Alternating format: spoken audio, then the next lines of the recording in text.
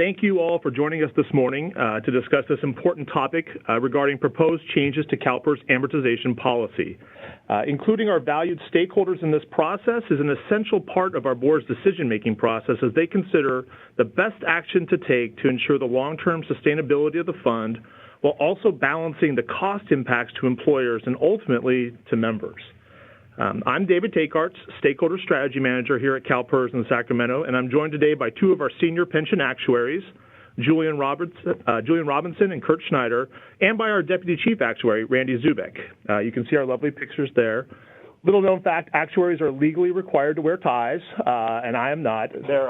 Even though there's a one-way call this morning, the actuaries are literally wearing ties in the room, and I'm not, so you can trust my word on that. A few housekeeping notes before we dive into the material. This is a one-way call. You'll be able to hear us, but we won't be able to take any live verbal calls or questions or comments from you. However, questions can be entered into the chat box function.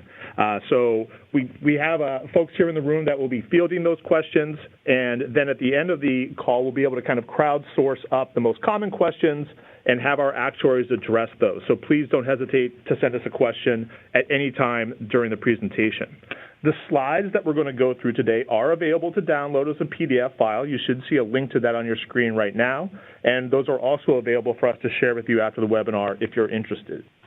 The entire webinar is being recorded, and we'll have that edited and available to all of you within a couple of days, and it'll also be on our website.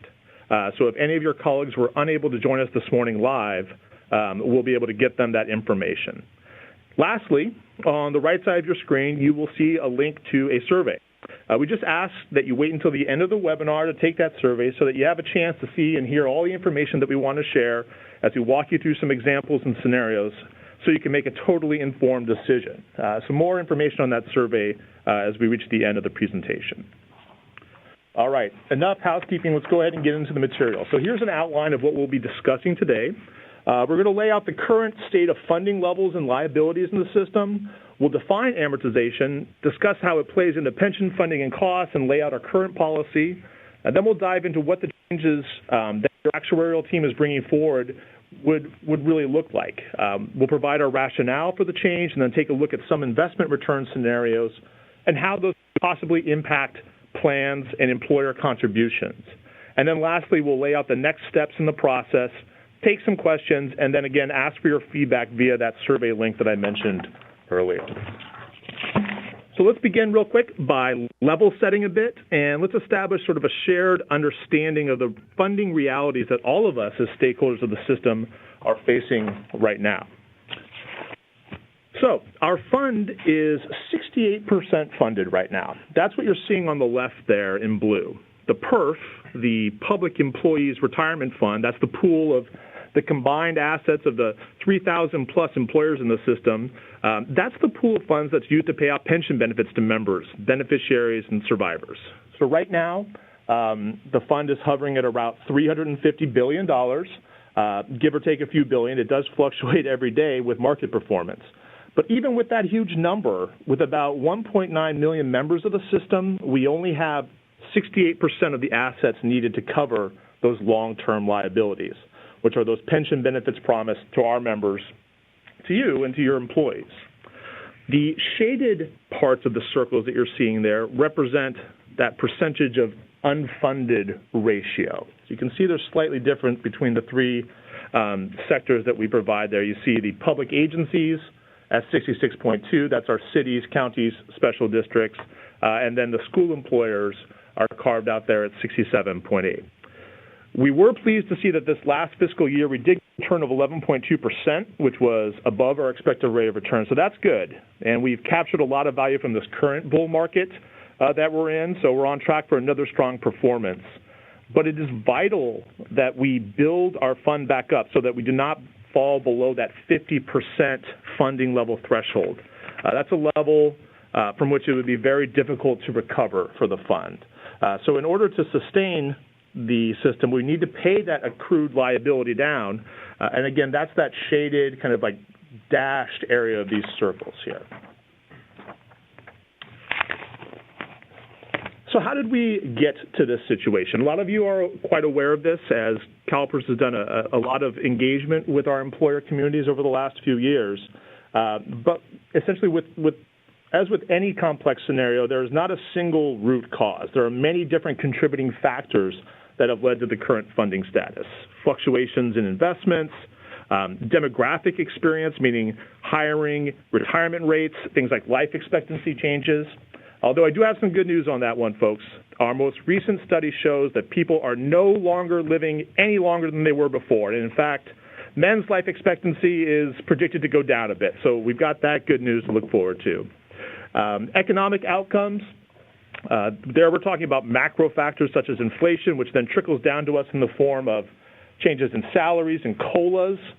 The plans themselves contribute to the funded status, and many employers still feel the impacts of actions and decisions from years or even decades ago rippling across their valuation reports.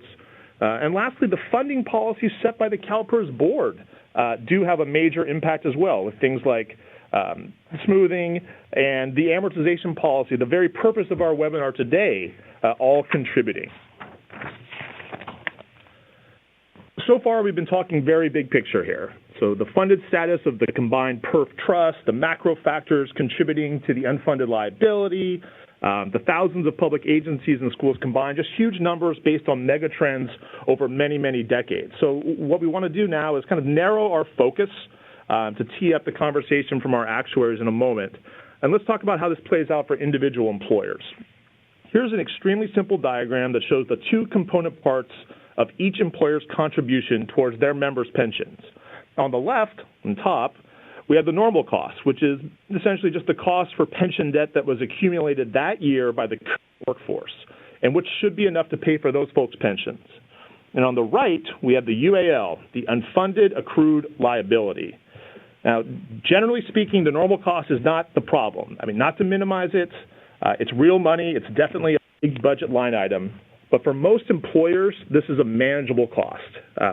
I think I can fairly say that for most finance directors, it would be a dream come true if the normal cost was the only thing that they were dealing with when it comes to paying pension debt. It's really the piece on the right, the top right, that's the main concern, that UAL. The UAL is essentially the accumulated pension debt that wasn't covered by contributions in the past. So it continues to roll forward year after year and accumulate and increase. Let me show you exactly what we're talking about in plain black and white. So here's a page that I ripped from the most current actuarial valuation report from a real California city in the CalPERS system. This is real data. All cities and counties and special districts get a valuation just like this for their miscellaneous, and if they have one, for their safety plans. So this probably looks pretty familiar to the finance folks here. Now, in this particular plan, this is a safety plan, and we see that the normal cost is projected to go up. That's an increase, but that's probably manageable at least. Now, called out in the dark blue is the real issue at hand. This is the payment that's due for that unfunded accrued liability, the UAL. You see that payment there is slated to go from $15 million up to $30 million in 6 years. Payments today, 15. In 6 years, it'll be 30.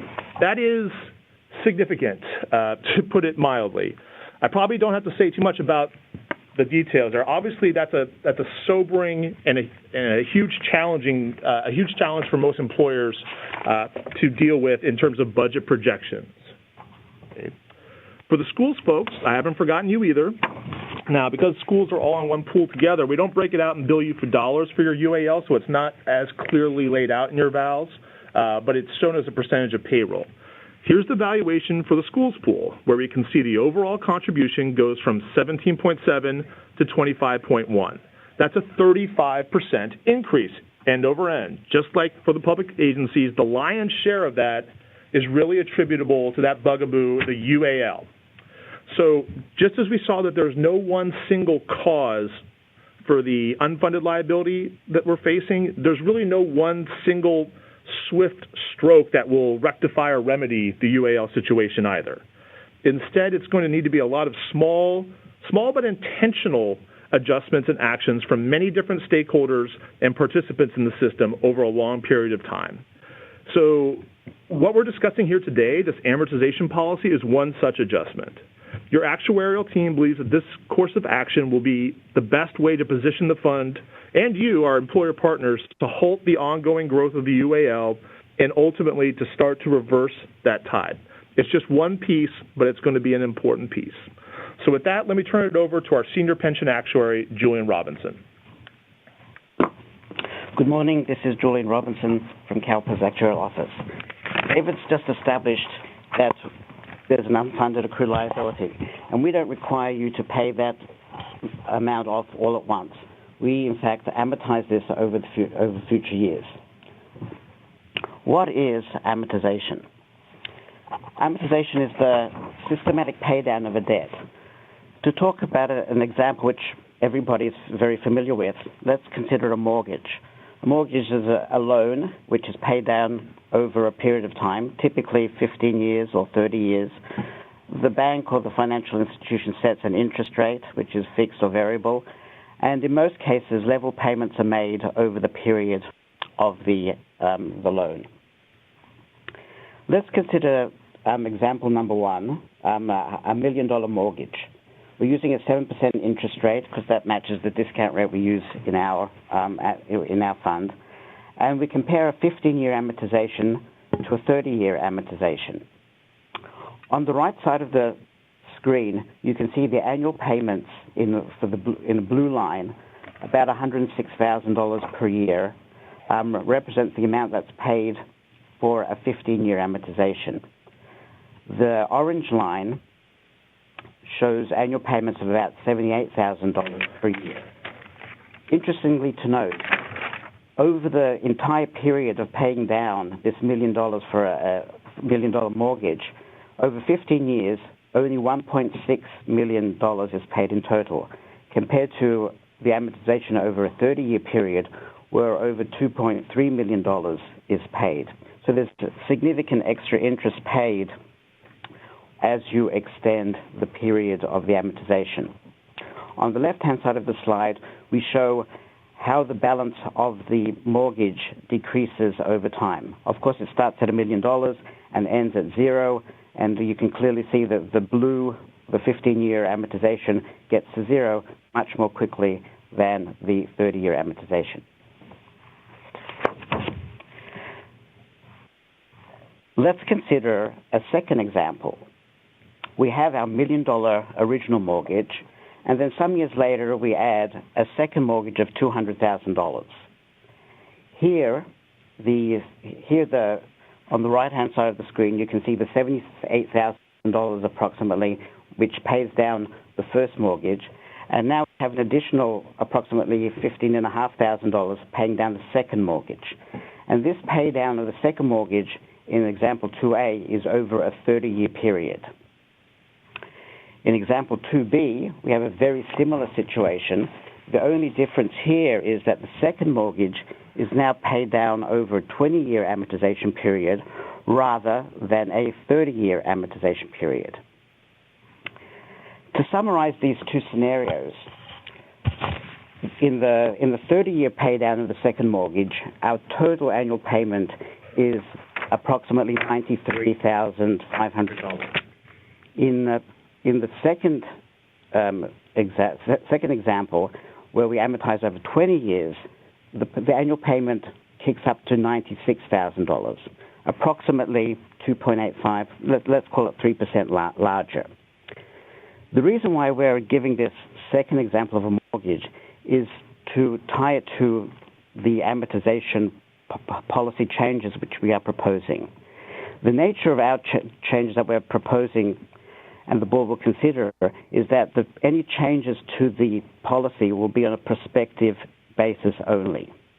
The original $1 million mortgage, if you like, is comparable to your current unfunded accrued liability and the amortization of that.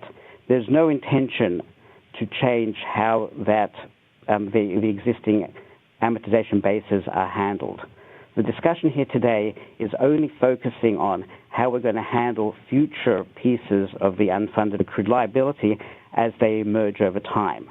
And here the effect in this kind of simplified example is this 3% difference that we're discussing, the effect of changing from a 30-year amortization down to a 20-year amortization in this particular scenario has approximately a 3% increase in the costs. Also interestingly to note, on the right, the far right column, the total payments, there's significant savings of $100,000 if we shortened the amortization of the second mortgage paydown. We know that mortgages and amortization of pension liabilities are different. As mentioned before, where each year that we have when we perform our actual valuations, new pieces of gains and losses emerge, and each gain or loss has an impact on the unfunded accrued liability.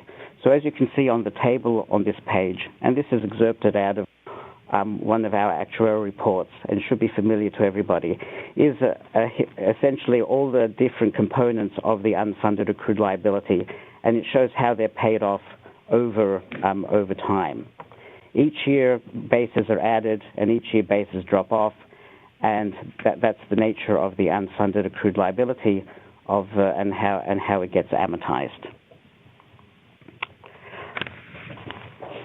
Let's step back and ask ourselves the bigger question: what is the purpose of an amortization policy? There's basically three main aims that we want to achieve when we have an amortization policy.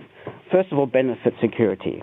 Our aim is to have the fund reach a funding ratio of 100%, and that's the target that we're aiming for.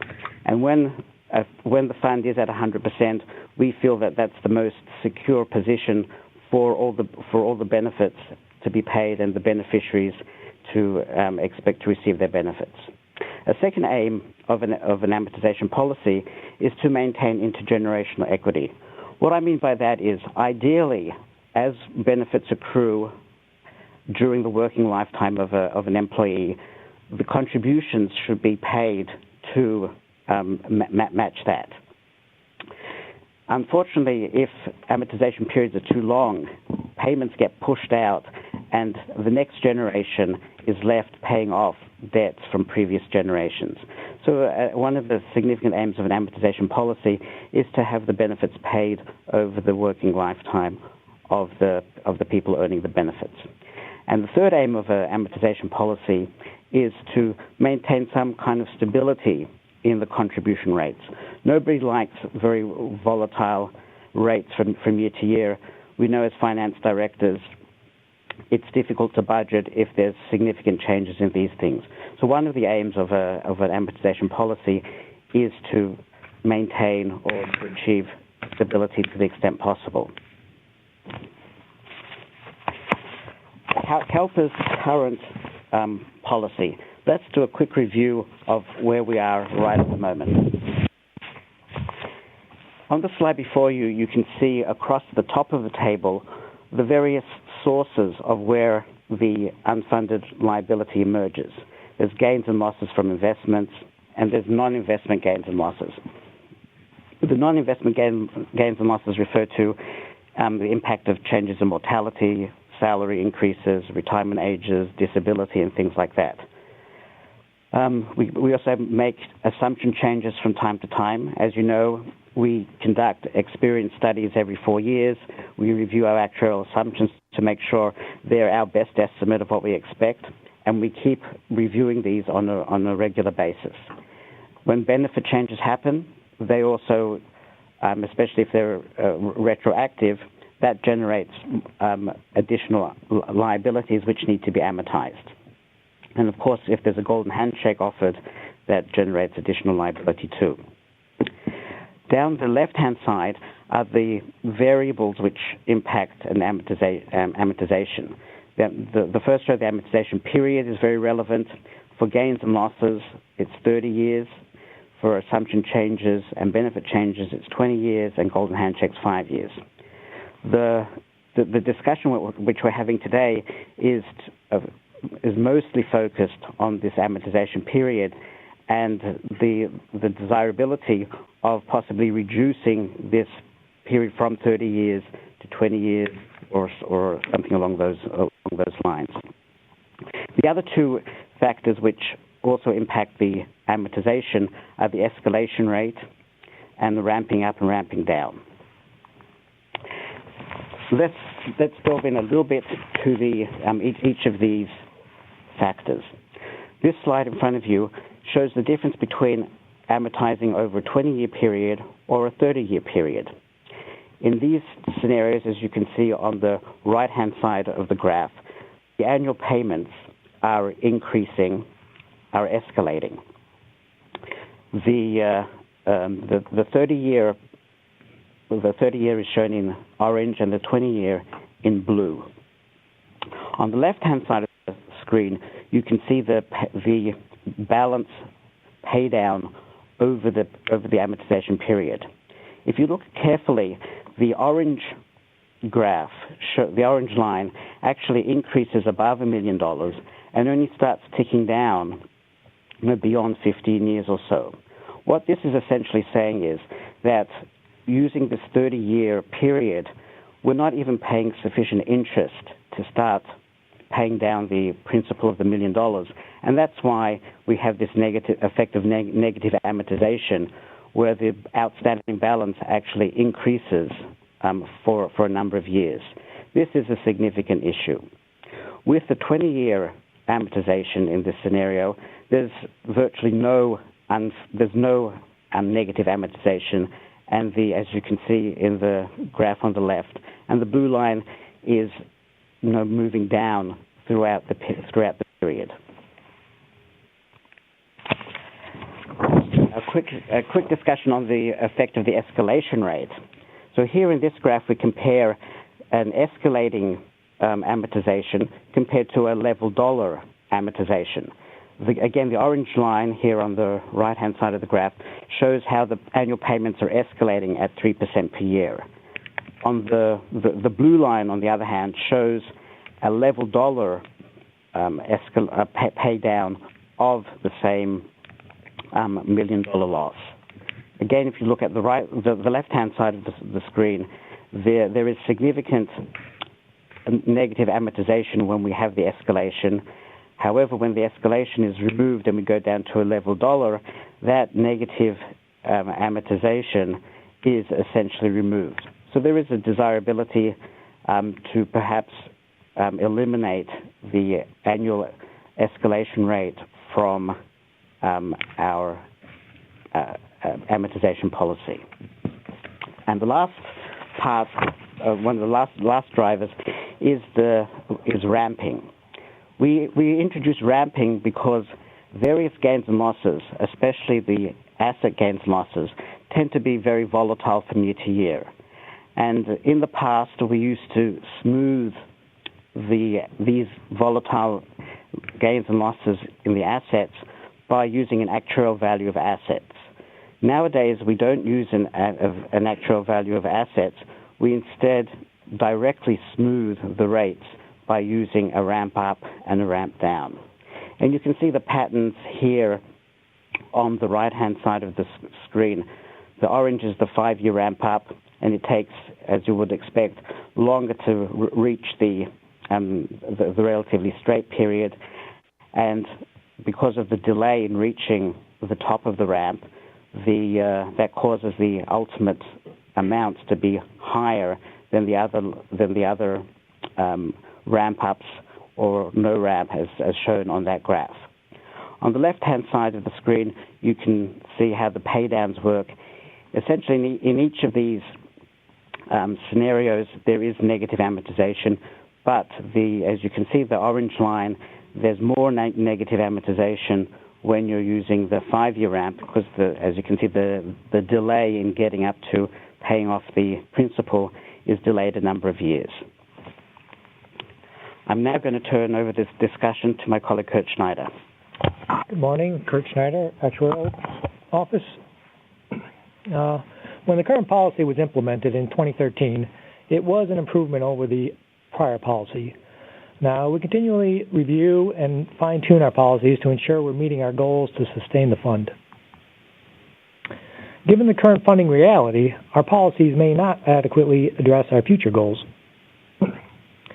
And funded ratios currently are at a point where we're already hearing employers say some of them may have difficulty meeting their obligations. A significant market downturn in the future will drop the funded ratio, and with the current amortization policy, the funded ratio could continue to decline for several years following a loss. The UAL could become so large, the employer will have extreme difficulty paying it. If a plan sponsor can't make the required contributions, the benefits are at risk. That's the reality of CalPERS. And even if the plan sponsor can make the minimum payment, they'll be paying down the UAL so many years in the future, it will actually be future taxpayers who are paying for services they did not receive. And let's be honest, it's not always just the future taxpayer that bears the burden. If the employer's budgets are stressed, they don't have money for salaries to keep up with inflation, they don't have money to fill vacancies, it's future public sector employees who also bear the burden. Now, the actuarial profession has developed solutions to these problems, but CalPERS is lagging a little bit behind other California public retirement systems in implementing these changes. Now, the benefit security issue, the issue is driven really by the negative amortization, and we can actually see this playing out currently if you look at many of the CalPERS actuarial evaluations. For many of you, if you look at your amortization schedule, it'll look similar to this one, and you'll see the UAL projected over the next few years to increase. And these amortization schedules don't have any future losses or future assumptions built in. This is just how the current bases are being amortized. The payments are not enough to cover the interest, and the UAL is projected to grow. Now, with the current policy, this is intended to correct itself in the future as these payments escalate high enough. But with another future loss, you can actually see this negative amortization continue for many years, perhaps indefinitely. And we are now projected to achieve full funding during the lifetime or the working life of the active members. With negative amortization and extremely long amortization periods, the UAL is pushed forward for future generations to deal with. Now, we do have solutions, as I said. The California Actuarial Advisory Panel and the Conference of Consulting Actuaries recommend that gains and losses be amortized over a period of 15 to 20 years. The reasoning behind this is that if you try and do it in less than 15 years, you wind up with very large payments initially. But if you go any longer than 20 years, you have issues with negative amortization and intergenerational equity. Here you see some of the large public sector plans in California and the policies they've adopted. You can see the CalPERS is not the only one that still uses 30-year amortization of gains and losses, but by and large, they've shortened those periods to between 15 to 20 years. And you see that 5-year asset smoothing is very common. CalPERS does not use asset smoothing. We use the 5-year ramp for investment gains and losses, and we recommend continuing that practice, and that has the same effect on the contribution rates to smooth the contribution rates from the effect of year-to-year volatility in investment returns. Now, given the current funding realities and the professional opinions of both the actuarial staff and the actuarial community as a whole, there are some ways the current policy can be improved. Now, if you're just tuning in, what we're saying is that 30-year amortization of gains and losses is pretty long. We'd be recommending shortening that some amount, and we're considering going to level dollar payments. We believe the escalation rate in the payments, built into the payments from the beginning, wind up being a very big burden later on just to maintain the existing bases and not leave room in anyone's budget to handle any new bases that may show up. We're talking about changing the ramp up in the amortization schedule. We believe it's appropriate for investment gains and losses, but don't see a need for it in any other basis. And eliminating the ramp down doesn't serve any function as far as asset smoothing. And most importantly, as Julian mentioned, we're proposing changes to be applied prospectively to future bases. We're not proposing there be any changes in the way you amortize the current UAL. Now, what effect is this going to have? By shortening the amortization bases, it means faster amortization losses, but also faster amortization gains. So we say this means it's expected to increase the contribution volatility. So whenever there's a gain or loss, that very first payment is going to be larger with the shorter amortization period. But it works both ways. Remember, loss means we'll increase it a little bit more and amortize the loss faster, but a gain means we'll decrease the contribution faster and amortize the gain faster. The total payments over the amortization period would be less. There's less interest. And this will improve intergenerational equity, obviously. If you shorten it enough, you can ensure that you're paying for at least the bulk of the UAL over the average working life of your current employees. And fund sustainability is improved. We'd be reducing the probability that the fund would drop below 50%. And this is tied to the increased contribution volatility, bigger fluctuations. You can think of this as a ship trying to cross a strait and get to an island. And an investment loss pushes the ship off course. And we need to correct course and steer back. So what we're saying is, at this point, we're in a situation where we want to be able to steer back a little bit quicker. That's all. And that will increase the chance that we hit our target. We're proposing going to level dollar amortization. And we think this is important because of the burden presented by building in these exponentially increasing costs into every single amortization base. And it does the same thing. It means a little bit higher cost up front when you first establish a base. If it's a gain, it means a little bit quicker drop in the contribution rate, so more fluctuation from year to year, but the total payments will be reduced over the period. And this improves generational equity again because for the same reason. We're just simply adjusting quicker to the reality. Now, we keep saying this increases contribution volatility, but remember, we aren't proposing any funding policies that are any more aggressive than what's already been adopted and in practice in California for several years now. And we're proposing changes to the ramp.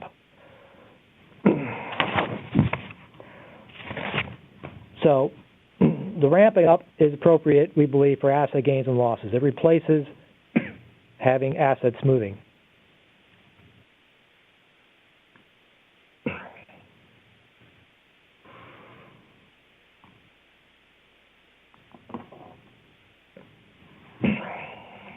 Now, for asset smoothing, the reason we believe it's appropriate for asset smoothing is that the asset returns fluctuate quite a bit from year to year. You could have a large loss 1 year or even 2 years, but you would expect for a market recovery to pay for part of that loss. You don't need to immediately start funding it. And the same thing when you have large gains, you don't want to drop the contribution rate too quickly because there could be some market correction or some slowdown in the economy that's going to take away some of those gains.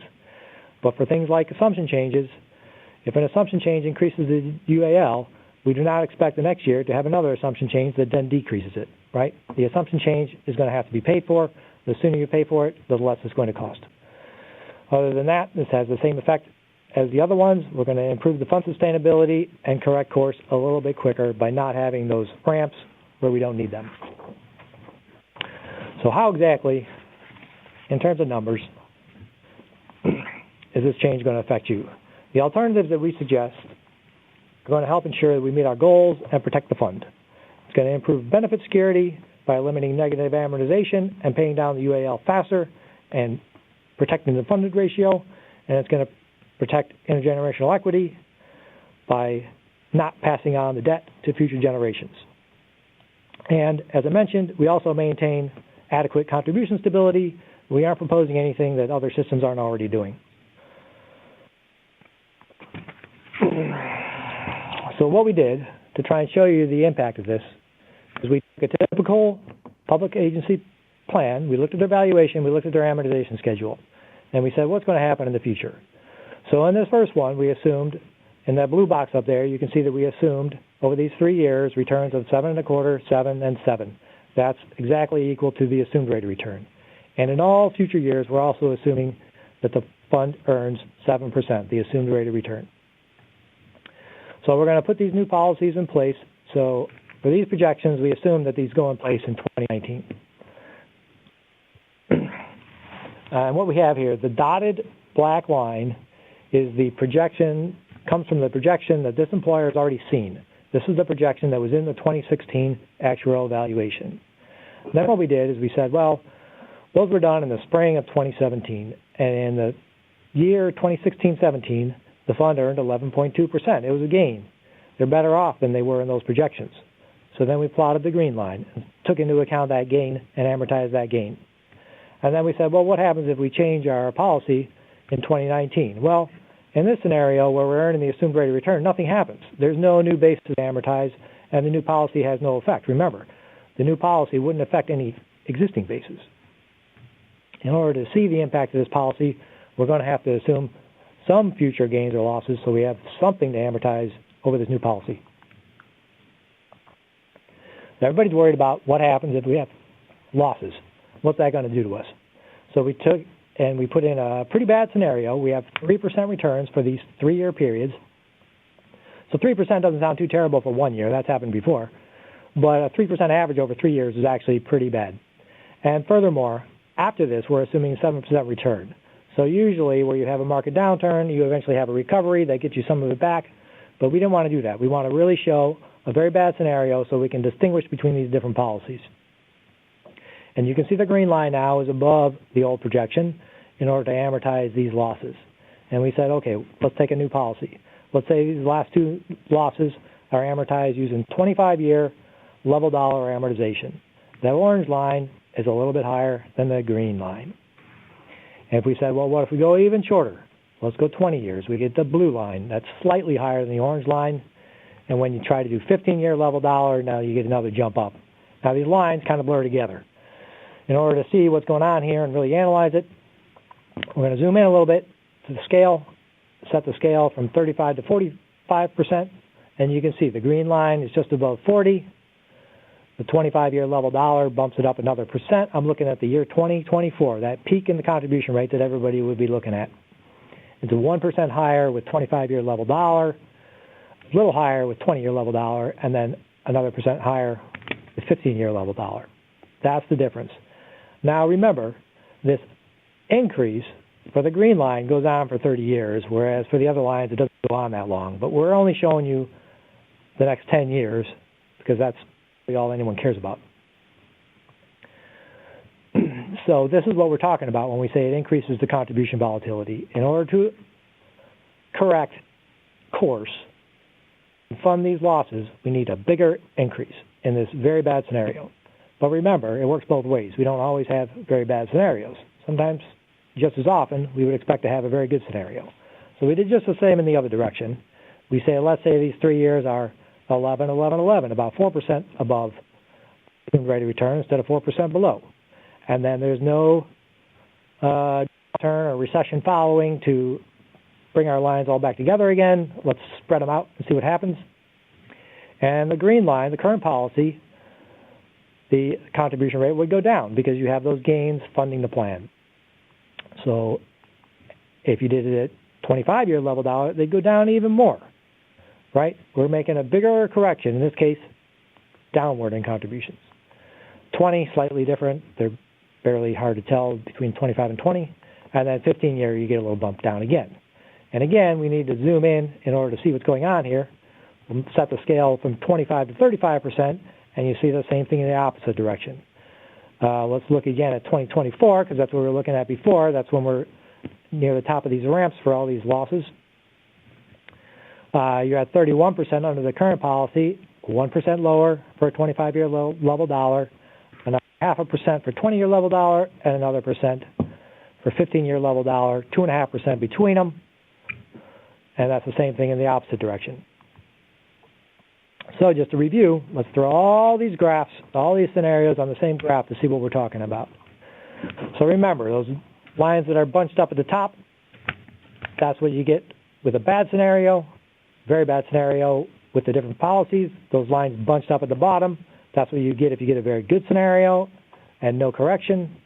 And that green line is in the middle is where you would be with the assumed rate of return. It's also about where you'd be if future gains and losses cancel themselves out, which they don't in the examples we showed.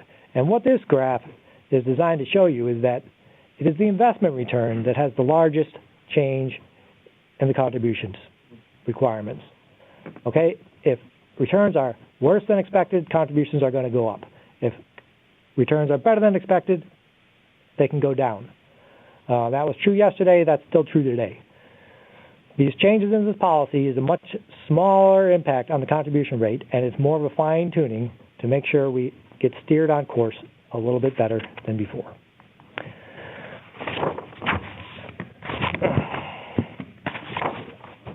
Now, the alternatives we suggest help ensure that we meet our goals and will continue to meet our goals far into the future to protect the fund. Benefit security will be improved if we eliminate negative amortization and pay down the UAL faster.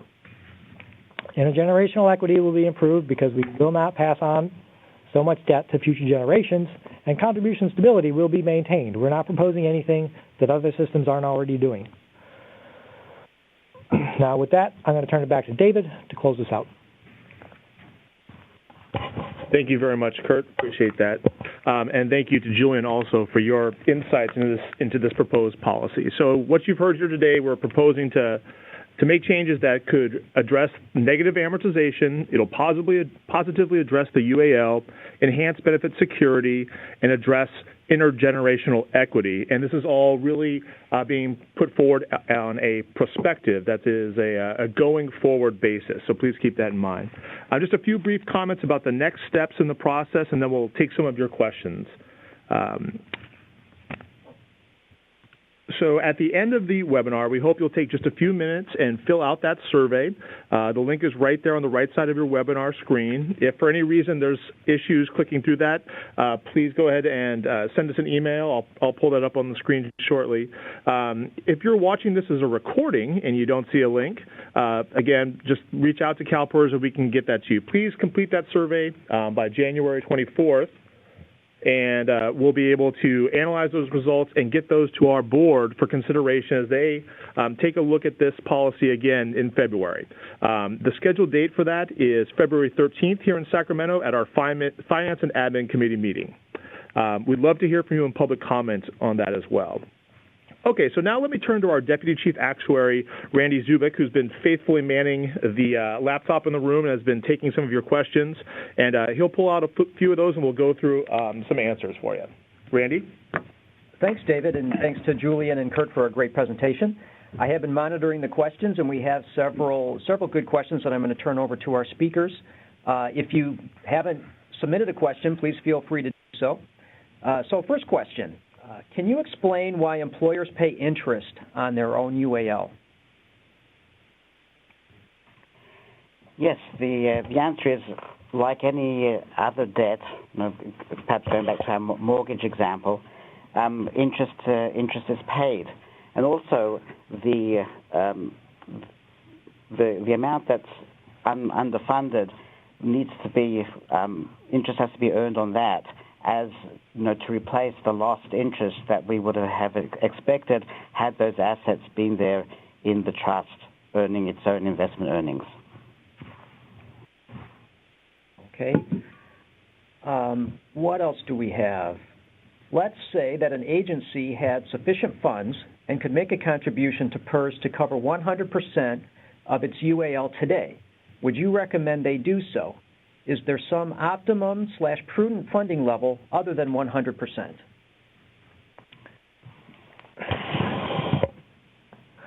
Hi, this is Chris Schneider. It all depends on the financial resources of that agency and where that extra money is coming from. We've seen some agencies fund the plan completely by taking on other debt, which is really taking money out of one pocket, putting it in the other, and not really paying down their debt. If they actually have reserves that are set aside for future needs and they want to put that in the fund, that could be a very good thing to do. Remember, once you put the money in the fund, it's invested in the equities market and other financial instruments and is at risk. So you accept more investment risk by doing that. That's up to the agency. Yeah, and if I could add something to that, Kurt, too. Whenever I discuss this with my agencies, I always caution them that once the plan becomes 100% funded, back in the good old days, there were things such as a contribution holiday. PEPRA law changed that, and under the law at the moment, an agency always has to make its normal cost contribution. So therefore, if an agency puts itself into a situation where they're more than 100% funded, they're not really going to benefit from being more than 100% funded. So I always caution I aim for perhaps somewhere in the range of 95% or so to be a very safe place to be, and not lose out on being the situation where you're being over 100% funded and not being able to benefit from that surplus. Those are great answers. I'll just add, because I hear this a lot, and you as listeners may read this or hear this, that 80% is a fine funded ratio for a retirement system. And sometimes it's discussed as if that's a great target. So once you hit the 80, you're all set, don't worry. We don't believe that to be the case. We think we should all be targeting 100%. How we get there is, something that we all work on. But if you read something that says 80% is a great funded status and you're all set at that point, I would say that we don't believe that to be the case. Okay, let's see what else we have. We have a lot of great questions. Okay, the inevitable recession will likely result in layoffs and a lower payroll overall. Won't that compound the effect of level payments and faster amortization? This could negate the local impact of layoffs and perhaps increase layoffs to achieve desired savings. This would likely happen at the same time that pension fund earnings will reduce. How do we address this? That's a tough question. That's a problem with many different solutions are going to help solve that problem. But remember, one of the things that we'd like to do is go to level dollar amortization. And one of the reasons we're doing that is because the current escalation rate, the level percent of pay escalation rate, makes that problem that you described even worse, because the amortization payments, even with no losses, built into them have these increases that are supposed to remain level as long as your payroll increases at that same rate. But if your payroll doesn't increase or your payroll drops, you have a huge increase in the contribution rate. And level dollar amortization payments are one way to help that situation. So I think to clarify, what I think Kurt's saying is we want to make sure there's no misunderstanding that if your payroll goes down, your UAL payment goes down. That is not the case. We set the payment as a dollar amount. Whether your payroll goes up or down is irrelevant to what the UAL payments are. So we just want to make sure that that's clear. Okay, here's a question regarding schools. Are school districts required to pay down the unfunded liability? If so, how do we set that up? The school pool determines a total contribution rate for all the participants in the pool. There's no option for a school employer at this point to make any additional contributions to pay off a portion of the unfunded accrued liability. On the other hand, many public agencies, they're independent and have their own individual unfunded accrued liability maintained, and many of our agencies, in fact, do make additional voluntary contributions. But at this point, all school employers pay the same rate towards the normal cost and the amortization of the unfunded accrued liability. Great, Julian, thanks. Okay, next question. These proposed changes are on top of the discount rate change. Are there also other discount rate changes being considered? What does the total impact of that look like for all of these changes? Well, at the December board meeting, the board finalized its decision for the discount rate, and we expect that decision to hold until that was the end of our 4-year ALM cycle, where all of the asset classes were reviewed and the asset allocation was reviewed. The board decided on an asset allocation, and that decision's done. And right now, there's no plan to change the discount rate, right? It'll continue to be reviewed, and the next ALM cycle is starting, and it'll come back to the board in 4 years. Yeah, just wanted to add to that, we do have our risk mitigation policy, and depending on if any of those thresholds are triggered in the risk mitigation policy, that could lead to a further adjustment in the discount rate. But other than that, there's nothing scheduled to impact the discount rate. Great, and we're continuing to get lots of great questions, so I want to thank the listeners for that. Okay, next question. If approved, when would these changes go into effect? That is part of the approval process. The board will decide what the changes are and when they're going to be implemented. Yeah, I think realistically, where we are in the year, it would be difficult to implement any changes for the 6/30/17 valuations. That's not to say that it won't happen, but that's probably less likely. But whether it would be in 2018 or 2019, that would be up to the board. Okay, let's see. Perhaps a little outside of the amortization policy, but we'll toss it out, and maybe the guys have some thoughts. What are your thoughts on the use of Section 115 trusts? So, if anybody doesn't know, a Section 115 trust is a trust where an employer sets aside money for things like retirement outside of CalPERS. A lot of agencies use them. They sometimes are referred to as contribution stability reserves or something, where they can put money into those reserves, set it aside for retirement when they have money, and when they're short of money, they can use money in that fund to make CalPERS contributions. I think there are one tool agencies have. It all depends on what their revenue sources are and what their risks are. It means that the agency has control over the asset allocation, so they can invest those assets how they want, and typically they would invest them in less risky assets than what PERS is invested in. So if they wanted to set aside extra money and make sure they don't lose it, that's sometimes why they use it. Now, it's also something that a school employer could use because, like we said, there's no way for a school employer to make additional contributions to CalPERS to pay down their UAL. They could, in theory, use a Section 115 trust to help reduce their future contributions to CalPERS. Yeah, and I would just add to that, when establishing a 115 trust, depending on the size of the assets under management, it would be very unlikely that you'd be able to achieve the same investment management costs that CalPERS has because of our enormous economies of scale here. Our cost of managing money is relatively or very low. If you engage in a Section 115 trust, it's very likely that the cost of managing money would be significantly higher than what is implicit in CalPERS management of the money.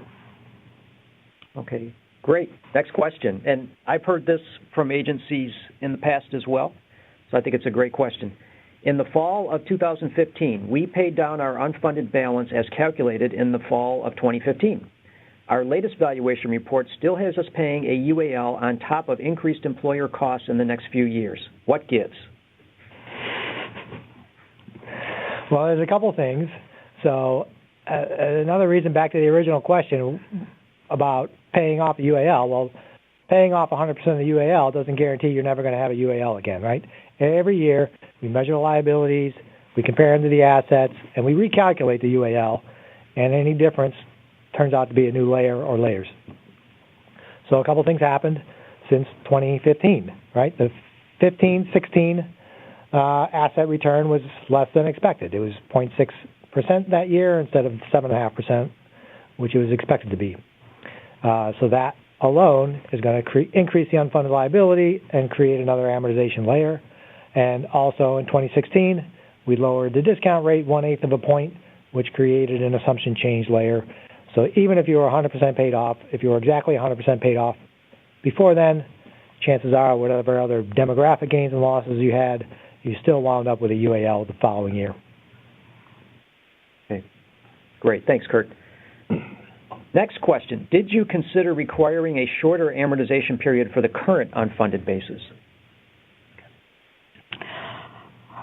We considered this, and I guess it's a possibility. However, the already existing onerous increases in contributions, as we saw right at the beginning of the presentation, I think it was felt that imposing some change on the current amortization schedule would be something which would be deemed unreasonable.